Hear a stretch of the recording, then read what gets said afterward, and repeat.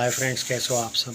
हम भी अपनी तरफ से हॉन्टेड को लेके बहुत प्रमोट करने की कोशिश करेंगे, क्योंकि भाई एक बात ज़रूर कहूँगा, जब इसका प्रीमियर देखा, कल की बात है, कल रात को, भाई जो फील था ना, मैं एक ही बात कहूँगा, मीमो यू आर ब्रिलियंट।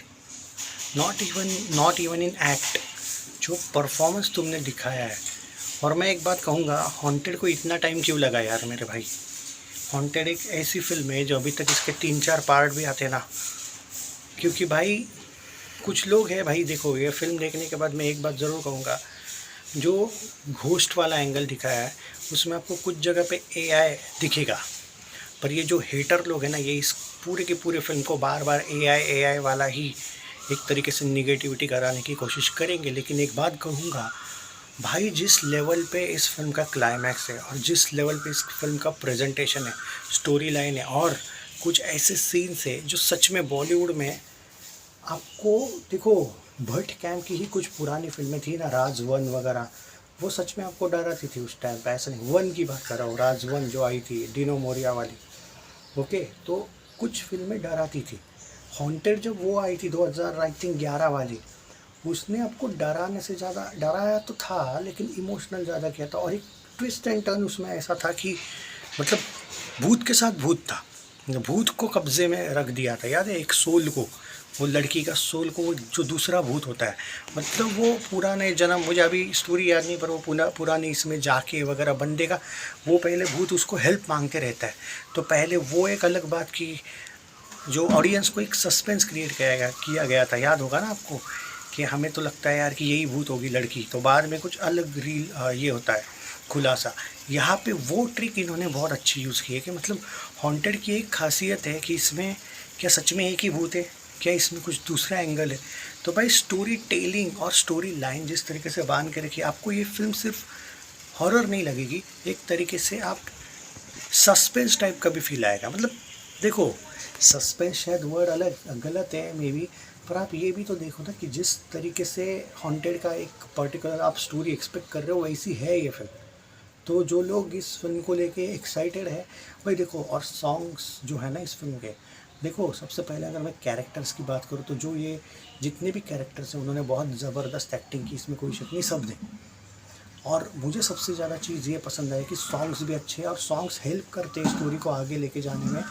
और अब वापस मीमो के अगर कैरेक्टर की बात करें, अब इसमें कुछ चीज़ें ऐसी है कि क्या ये पार्ट 1 से कनेक्ट करती है या नहीं, इसके लिए तो आपको फिल्म देखनी पड़ेगी। लेकिन एक बात मैं ज़रूर कह सकता हूँ कि इसमें भी ऐसा कुछ है जो आपको शॉक कर देगा। और दूसरी सबसे इम्पोर्टेंट बात, इस बार भी ऐसा कौन है, क्या सच में कोई हेल्प मांग रहा है या कोई दूसरा ट्रैप है, इसके लिए आपको ये फिल्म देखनी चाहिए। फिल्म सच्चे दिल से बोल रहा हूँ, बहुत ही डिफरेंट तरीके से बनाई गई है फिल्म, तसल्ली से बनाई गई है। ये नहीं कि जल्दबाजी में चलो हॉन्टेड 3D डालते हैं।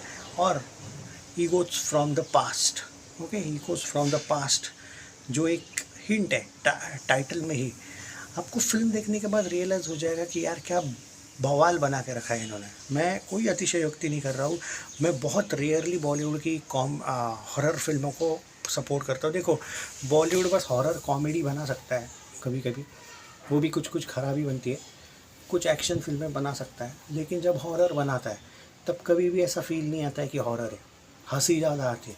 हालांकि इस सिचुएशन में, इस फिल्म में भी मैं कहूँगा कि कुछ जगह पे जो एआई जो यूज़ किया गया है या फिर वीएफएक्स यूज़ किए गए हैं, वो थोड़े बेटर हो सकते थे, पर जो स्टोरी लाइन है वो आपको बांध के रखेगी। इसलिए ये होगा कि भाई नहीं, आप कुछ चीज़ें इग्नोर भी कर सकते हो, लेकिन हाँ कुछ चीज़ों, बहुत सी जगह पे एक्चुअली आपको एक तरीके से जो कैमरा एंगल इतना ज़बरदस्त यूज़ किया है कि डर तो महसूस होगा। ऑब्वियसली मैं कल इसका जब ऑफिशियल मतलब फिल्म आएगी तो ऑब्वियसली ट्रेंडिंग में होगा, तो रिव्यू वापस करूँगा, उसमें कोई शक नहीं है।